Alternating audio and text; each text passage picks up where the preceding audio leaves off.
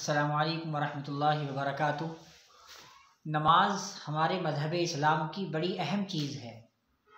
हदीस पाक में आता है अस्सलातु इमादुद्दीन फमन हदमहा हदमद्दीन वमन अक़ामहा अक़ामद्दीन।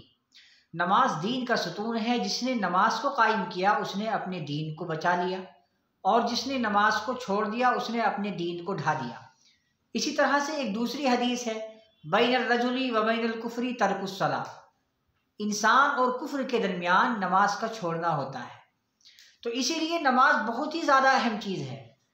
अब नमाज को छोड़ने के बाद जो अज़ाब नाजिल होते हैं, आज हम उस अज़ाब के सिलसिले में बात करेंगे। क्या क्या नुकसानात हैं नमाज को छोड़ने के।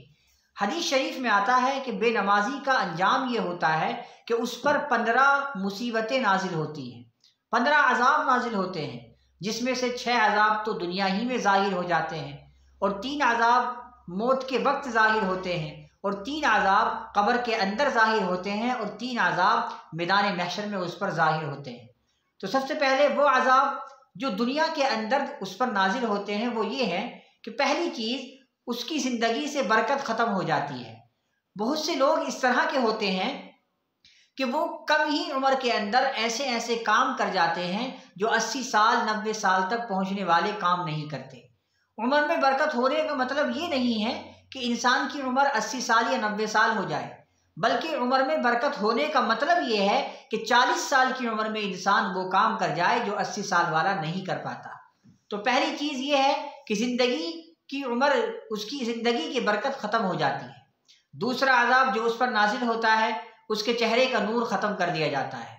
चेहरे पर उसकी नहूसत आ जाती है। लोग कहते हैं कि वो देखो, दूर से ही लोग कह देते हैं कि वो देखो बेनमाजी आ रहा है। उसके चेहरे पर कुदरती तौर पर नहूसत ज़ाहिर हो जाती है।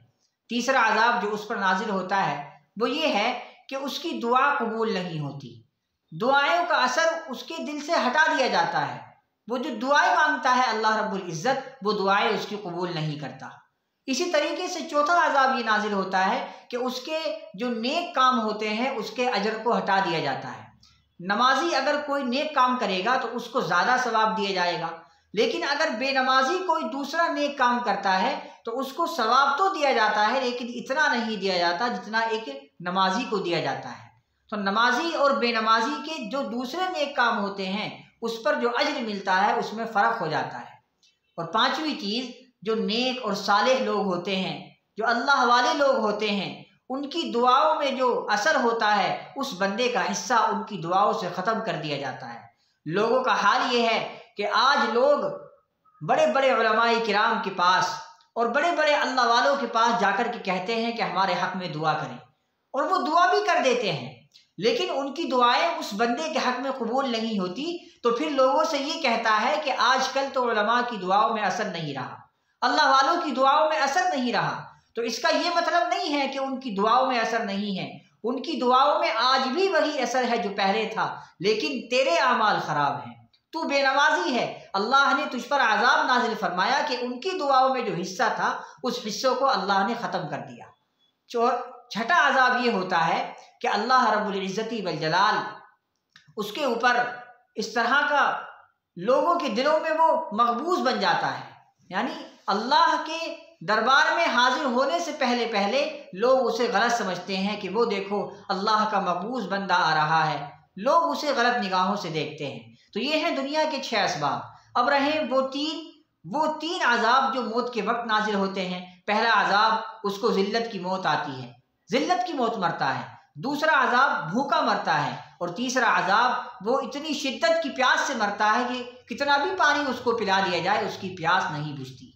अब जब कब्र के अंदर दाखिल हो जाएगा तो भी उसको 3 अज़ाब दिए जाएंगे। सबसे पहला अज़ाब ये होगा कि उसकी कब्र तंग कर दी जाएगी, इतनी तंग कर दी जाएगी कि दाईं तरफ की पसलियाँ बाईं तरफ में और बाईं तरफ की पसलियाँ दाईं तरफ में घुस जाएंगी।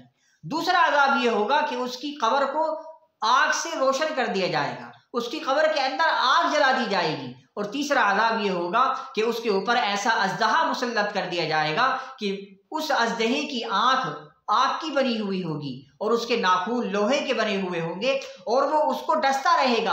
अगर वो मुर्दे को एक मर्तबा डस दे तो वो मुर्दा 70 हाथ ज़मीन के अंदर धंस जाए और वो उस मुर्दे को क़यामत तक धंसता ही रहेगा।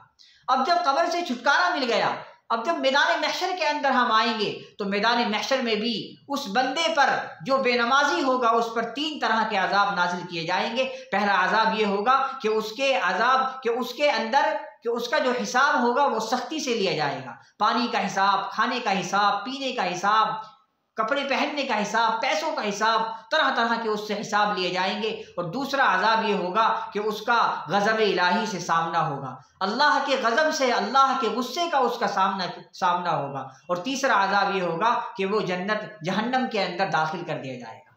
तो कुल मिला के बात यह है कि वो कहीं पर भी सेफ नहीं है, हर जगह पर उसको अजाब दिया जाएगा। दुनिया के अंदर भी 6 अजाब, मरने के बाद, मरने के वक्त भी 3 अजाब, मर गया कब्र के अंदर आ गया तो भी 3 अजाब, कब्र से बच गया और आखिरत में जब मैदान महशर में आया तो वहां पर भी 3 अजाब। और नतीजा ये होगा कि अल्लाह रब्बुल इज्जत उसको जहन्नम के अंदर दाखिल कर देंगे। तो बेनमाजी का कोई जगह पर भी छुटकारा नहीं है। इसलिए आप लोग नमाजों की पाबंदी करें और नमाजों का खास एहतमाम करें। अस्सलामु अलैकुम वरहमतुल्लाहि वबरकातुहू।